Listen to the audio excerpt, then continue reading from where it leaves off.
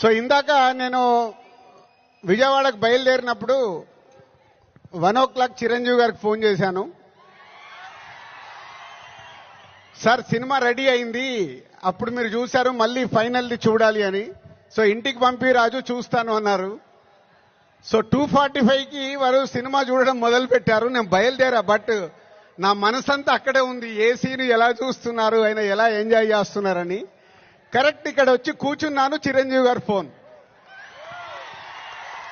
ఒకే మాట అన్నారు, సరే ఇట్లా విజయవాడకు వచ్చాను కటౌట్ లాంచింగ్ గురించి. ఓ అక్కడ ఉన్నావైతే మన ఫ్యాన్స్కి చెప్పు, సంక్రాంతికి మామూలుగా మనం కొట్టట్లేదు,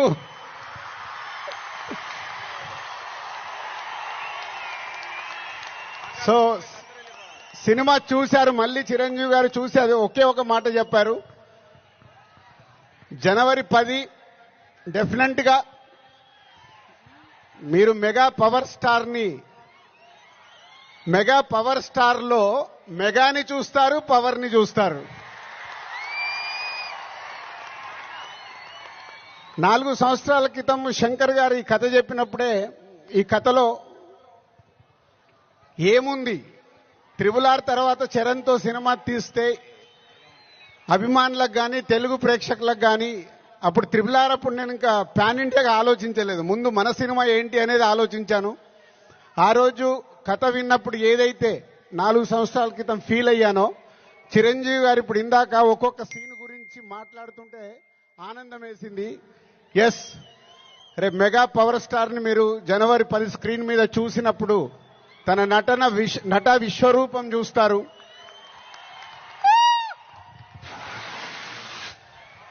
ఐఏఎస్ ఆఫీసర్గా, కొద్దిసేపు పోలీస్ ఆఫీసర్గా, ఇంకొద్దిసేపు ఒక పొలిటికల్ లీడర్గా ఉండాల్సిన లక్షణాలతో, ఇలాంటి ఎన్నో దాంతో ఉంటూ శంకర్ గారి మార్క్ పాటలు, రేపు బిగ్ స్క్రీన్స్ మీద మీరు చూడబోతున్న 5 పాటలు దేనికదే లాగుంటాయి.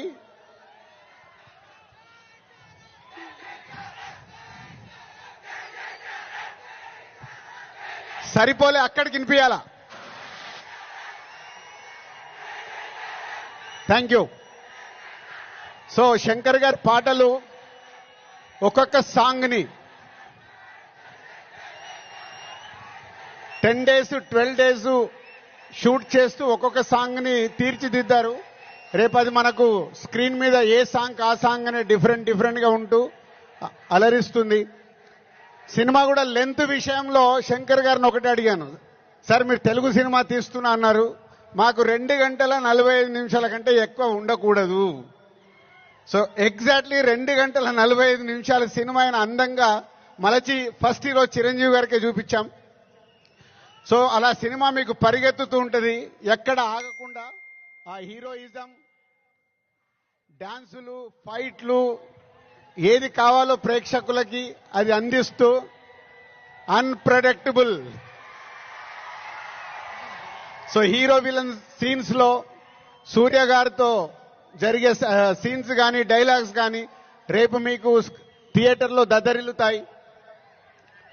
సో జనవరి 10 ముందు జనవరి 1 ట్రైలర్, కళ్యాణ్ గారు డేట్ ఇస్తే 4th or 5th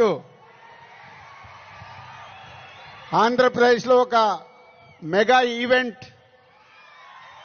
January 10తో cinema. So new year కు మీరు రెడీగా అండి. సంక్రాంతి పండగ, ఈ పండగ మామూలుగా మనం చేసుకోకూడదు. సో ఒక రేంజ్ లో చేసుకుందాం. Thank you very much. అందరికీ నమస్కారం అండి. నేను నర్సిపాడు టౌన్ ఇన్స్పెక్టర్ను. ఈరోజు మాకు ఉదయం ఒక ఇన్ఫర్మేషన్ వచ్చింది, మనకి వెంకనాయుడుపేట చివరిలో లక్ష్మీనగర్ అని ఉంది, లక్ష్మీనగర్లో మర్డర్ అయిందని ఒక ఇన్ఫర్మేషన్ వస్తే వెంటనే నేను మా ఉన్నతాధికారులు కూడా తెలియపరిచి ఇమీడియట్గా సీన్కి మా ఎస్ఐని ఆ టీం తీసుకుని వెళ్ళడం జరిగింది. వెళ్ళేసరికి అక్కడ ఒక హౌస్లో కిందన గ్రౌండ్ ఫ్లోర్లోనే ఒక డెడ్ బాడీ అయితే ఉంది, ఫుల్ ఆఫ్ బ్లడ్ లో పడి ఉంది. మనం ఎంక్వైరీ చేస్తే అక్కడ ఏంటంటే వాళ్ళ తండ్రి కొడుకుల ఇష్యూ అనమాట అది. చనిపోయిన పేరు Kothari Bhaskar Rao. Age about 32 years ఉంటుంది. వాళ్ళ నాన్నగారు రిటైర్డ్ ఆర్మీ ఎంప్లాయీ అండి. ఆర్మీ నుంచి ఒక 12 years అవుతుంది ఆయన రిటైర్ అయిపోయి. వీళ్ళకి ఈ డబ్బుల ఇష్యూలోనే అంటే ఈ అబ్బాయి కూడా పనిచేయడనేసి ఆ ఇష్యూలో వీళ్ళకి తండ్రి కొడుకు ఎప్పటి నుంచో గొడవలు జరుగుతున్నాయి. అంటే కేకలు వేసుకోవడం, మళ్ళీ కలిసిపోవడం అలా అవుతుంది. ఇంట్లో కూడా వీళ్ళు ఇద్దరే ఉంటారనమాట. ఇంట్లో ఇద్దరే ఉంటారు. వీళ్ళకి ఇప్పుడు ఎవరైతే చనిపోయారో ఆ డిసీజ్డ్కి ఒక సిస్టర్ కూడా ఉంది. సిస్టర్ ఆల్రెడీ మ్యారీడ్, ఆవిడ వేరే దగ్గర ఉంటుంది. మనకేంటంటే ప్రాథమికంగా తెలిసింది ఏంటంటే ఈ డబ్బుల కోసం గొడవ అవుతుందని తెలిసింది. దాని మీద నైట్ ఒక ఫ్రెండ్తో కలిపి మొత్తం ముగ్గురు కలిపి మద్యం కూడా సేవించడం జరిగింది ఇంట్లోనే. 8-8:30 ఆ ప్రాంతంలో ఆ ఫ్రెండ్ అనేది ఇంటికి వెళ్ళిపోయాడు. ఆల్రెడీ వెళ్ళిపోయిన తర్వాత మళ్ళీ వీళ్ళు ఇంట్లో డిస్కషన్ పడి 9:30-10 బిట్వీన్ ఆ టైంలోనే ఈ ఇన్సిడెంట్ జరగడం జరిగింది. దేంతో అంటే ఒక మనకి సన్య అంటాం కదండి,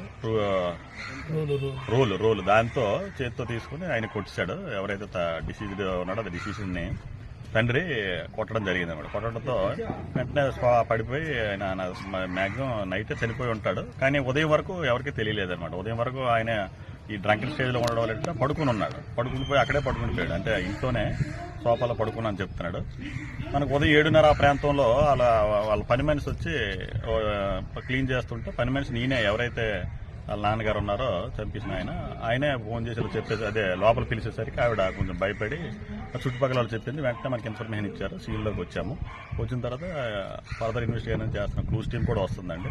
ఇన్ఫర్మేషన్ అంతా పై అధికారులు కూడా తెలియపరచడం జరిగింది. ఫర్దర్గా ఇప్పుడు బాడీని కూడా షిఫ్ట్ చేసి ఏరియాస్ షిఫ్ట్ చేసి ఫర్దర్గా తీసుకున్నారు సార్. ఆ అక్యూజ్ని కూడా మన కస్టడీలో ఉన్నాడండి ప్రజెంట్. Thank you. అందరికీ నూతన సంవత్సర శుభాకాంక్షలు. రేపు 8వ తేదీ విశాఖపట్నం ప్రధానమంత్రి వస్తున్నట్లుగా చంద్రబాబు నాయుడు గారు ప్రకటించారు. ఇక్కడ అనేక శంకుస్థాపనలు, ప్రారంభోత్సవాలు చేస్తారని. ప్రధానమంత్రి 8వ తేదీ విశాఖపట్నం వస్తున్న సందర్భంగా ఉక్కు ఫ్యాక్టరీ మీద స్పష్టమైనటువంటి ప్రకటన చేయాలి అని మేము డిమాండ్ చేస్తున్నాం. అనేక సందర్భాల్లో మనకు రాష్ట్రానికి వచ్చినప్పుడు ఆయన తప్పించుకుంటున్నారు. దీని గురించే ప్రస్తావన చేయటం లేదు, మాట్లాడటం లేదు. మౌనంగా గుట్టు చప్పుడు కాకుండా కాగల పని గంధర్వులు చేస్తారన్నట్టుగా ప్రైవేటీకరణకి అవసరమైనటువంటి అన్ని పనులు తాపకన నీరులాగా చేసుకుంటూ వెళ్ళిపోతున్నారు. నాయకులు మాత్రం ఇక్కడ జరగదు, ప్రైవేటీకరణ జరగదు అని బహిరంగ ప్రకటనలు చేస్తున్నారు. మొన్న ముఖ్యమంత్రి చంద్రబాబు నాయుడు గారు ప్రధానమంత్రిని కలిసిన సందర్భంలో కూడా మిట్టల్ ఉక్కు ఫ్యాక్టరీకి సౌకర్యాల గురించి అడిగాడు తప్ప విశాఖ ఉక్కు ఫ్యాక్టరీని ఎలా నిలబెట్టాలి, దాన్ని ఎలా కాపాడాలనే విషయం మాత్రం కనీసం మాట మాత్రంగా కూడా ఆ రోజు ప్రస్తావించలేదు. ఆ తర్వాత నిర్మలా సీతారామన్ని కలిసినప్పుడు ప్రైవేటీకరణ కాకుండా డిజిన్వెస్ట్మెంట్ అనే పదం వాళ్ళ మధ్య చర్చకు వచ్చింది. డిజిన్వెస్ట్మెంట్ అంటే పెట్టుబడి ఉపసంహరణ. ఎన్నైనా కావచ్చు, 20% కావచ్చు, 40% కావచ్చు, 50% కావచ్చు, 70% కావచ్చు. పెట్టుబడుల ఉపసంహరణ అంటే మింగిన వెలగపండు అంటారు. ఏనుగు పండును మింగితే లోపల గుజ్జంతా అది తీసేసుకొని మళ్ళీ యాజ్ స్టేజ్గా బయటకు పంపుద్ది ఆ కాయని. ఇప్పుడు విశాఖపట్నం స్టీల్ ప్లాంట్ కూడా అలాగే ఉంది. దాని గుజ్జంతా తీసి పడేసి చివరికి వచ్చి డొప్ప మిగిల్చేసి ఆ సారాన్నంతా కూడా పక్కన మిట్టలకి, ఆర్సెల్ మిట్టలకు అప్పు చెప్పేదానికోసం ఈరోజు ఒక పథక రచన జరిగింది. ఆ రచన ప్రకారం చంద్రబాబు నాయుడు గారు, మోడీ మాట్లాడుకొని దాన్ని రక్తి కట్టిస్తున్నారు. ఇది ఆంధ్రప్రదేశ్కి, ఉత్తరాంధ్రకి, విశాఖపట్నానికి తీరని ద్రోహం, అన్యాయం, ఎన్నుపోటు తప్ప ఇంకోటి కాదు. ఇప్పటిదాకా వాళ్ళు ఇచ్చిన మాటల యొక్క విశ్వసనీయతనే ప్రశ్నించేదిగా ఉన్నది ఇది. ఆ హామీలన్నింటిని కూడా దిగమింగి ఈరోజు ఈ విశాఖపట్నం ఉక్కు ఫ్యాక్టరీని దెబ్బతీయడానికి ప్రయత్నం జరుగుతుంది. అందుకని 8వ తేదీ ప్రధానమంత్రి స్పష్టంగా దీని మీద ప్రకటన చేయాలి. మేము ఆ రోజు ఏం చెప్తారన్న దాన్ని బట్టి రాష్ట్ర భవిష్యత్ కార్యక్రమం కూడా వామపక్ష పార్టీలు, కార్మిక సంఘాలు, ఎవరు శక్తి కొద్ది వాళ్ళు ఎట్టి పరిస్థితుల్లో కూడా దీన్ని ప్రైవేటీకరణ కాకుండా ఆపేదానికి అవసరమైన సర్వశక్తులు ఒడ్డి దీన్ని కాపాడుకోవటానికి ఈరోజు వామపక్ష పార్టీలు, ప్రత్యేకించి మేము సిపిఎంగా కూడా దాన్ని ఒక ప్రధానమైన కర్తవ్యంగా తీసుకున్నాం. రెండవది, ఈ విశాఖపట్నంలో 525 కోట్లు పెట్టి పెద్ద గెస్ట్ హౌస్ గత ప్రభుత్వం కట్టింది, గుట్టి చప్పుడు కాకుండా, ఎవరికి తెలియకుండా. ఇప్పుడు ఆ గెస్ట్ హౌస్ గురించి ఇప్పుడు వచ్చిన ప్రభుత్వం ఏం మాట్లాడటం లేదు. దాని అది ఎంత పగడ్బందీగా ఎంత డబ్బు వృధా చేశారో అనేది ప్రచారం చేస్తున్నారు తప్ప దాన్ని ఏం చేస్తారో చెప్పడం లేదు. మళ్ళీ తిరిగి దాన్ని క్యాంప్ ఆఫీసులు గాను, మంత్రులు గెస్ట్ హౌస్ గాను, లేకపోతే టూరిజం గెస్ట్ రూములు గాను ఉపయోగించుకొని అనుభవించాలనే ఆత్రం కొంతమందిలో కనిపిస్తున్నట్టుగా ఉంది. ఇది ప్రజల ఆస్తి, ప్రజల డబ్బు, ప్రజల కోసమే అది వినియోగించాలి. అందుకని మా డిమాండ్ అంటే విశాఖపట్నం రిషికొండ ఫుడ్ పాయిజనింగ్ తో మనకి 40 మంది పిల్లలు మన దగ్గర చేరడం అనేది జరిగింది. ఇందులో 40 మంది పిల్లలు ఫుడ్ పాయిజనింగ్ తో అడ్మిట్ అయినప్పుడు మన ఆంధ్రప్రదేశ్ అంతా మొత్తం అట్టుడికింది. ఎందుకంటే ఈ న్యూస్ తో అట్టుడికి 40 మంది పిల్లల్లో కూడా ఒక్క పిల్లడు కూడా చనిపోకుండా 40 మందిని మేము సేవ్ చేసి వాళ్ళ తాలూకా తల్లిదండ్రులకు అప్పగించి వారు ఎక్కడి నుంచి వచ్చారో అక్కడికి మేము వెహికల్స్ లో డ్రాప్ చేసి వాళ్ళ ఇంటికి వాళ్ళని చేర్పించడం అనేది జరిగింది. ఇదైతే మాత్రం ఒక్క క్యాజువాలిటీ లేకుండా అంతమంది పిల్లల్ని మేము సేవ్ చేయగలిగాం. దీనికి విట్నెస్ గా శ్రీ నారా చంద్రబాబు నాయుడు గారు విచ్చేసి పిల్లలతో మాట్లాడి మన సేవలను గుర్తించి సార్ చాలా బాగా చేశారని ఆ రోజు మెచ్చుకోవడం అనేది జరిగింది. ఇది మనకి మన హాస్పిటల్కి నిజంగా ఇది ఒక మచ్చుతునక ఇదైతే మనం చెప్పగలం, మనం గర్వంగా చెప్పుకోగలం. సేవలు మన దగ్గర సేవలు ఏ క్యాజువాలిటీ లేకుండా 40 మంది పిల్లల్ని బ్రతికిచ్చి వాళ్ళ తల్లిదండ్రులకు మనం అప్పగించగలిగాం. ఇంకోటి అదే రోజు మనకి ఎసెన్షియా దీంట్లో మనకి బ్లాస్ట్ జరగడం అనేది జరిగింది. ఆ రోజు ఒకేసారి 12 డెడ్ బాడీస్ మా దగ్గరికి రావడం అనేది జరిగింది. ఇమీడియట్ గా సత్వరంగా వాళ్ళకి పోస్ట్ మార్టం ఏర్పాట్లు శ్రీ ముఖ్యమంత్రి వర్యులు నారా చంద్రబాబు నాయుడు గారు వచ్చి వాళ్ళకి ఎక్స్గ్రేషియా ప్రకటించడం, అవన్నీ వాళ్ళ తాలూకా ఇళ్ళకి ఆ బాడీస్ ని మేము హ్యాపీగా ఏ విధమైన ఇబ్బంది లేకుండా వాళ్ళని పంపించడం అనేది కూడా జరిగింది. ఇంకోటి మనకి లినాక్ మిషన్ మనకి 16 కోట్లతోటి మన దగ్గర ఇప్పుడు అది ఫంక్షనింగ్ లోకి రాకపోతుంది. 16 crores తో ఈ క్యాన్సర్ వైద్య విభాగాన్ని కంప్లీట్ గా డెవలప్ చేయడం అనేది జరిగింది. సిటీ సిమ్యులేషన్ అనే ఒకటి ఉంటుంది, అది plus linac machine and brachytherapy, ఈ 3 సేవలు 16 కోట్లతో మన దీంట్లో ఏర్పాటు చేయడం అనేది జరిగింది. ఇవి నెక్స్ట్ ఇయర్ నుంచి విదిన్ 2 months లో మనకి 2 to 3 months లో కంప్లీట్ ఫంక్షన్ లోకి వస్తాయి. ఇది క్యాన్సర్ విభాగం, క్యాన్సర్ బాధితులకి నిజంగా ఇది చాలా చాలా ఇంపార్టెంట్ అయిన న్యూస్. ఈ లినాక్ మిషన్ అనేది పిన్ పాయింటెడ్ గా ఐడెంటిఫై చేసి క్యాన్సర్ కణాలని టార్గెట్ చేసి దాన్ని మనం చంపడం అనేది జరుగుతుంది. సో దానివల్ల ఇది చాలా అత్యంత ఖర్చుతో కూడిన పని. బయట పేషెంట్లు ట్రీట్మెంట్ తీసుకోవాలంటే ఇక్కడ మన దగ్గర ఈ సేవలు కంప్లీట్ గా ఫ్రీగా మనం ఇవ్వడం అనేది జరుగుతుంది.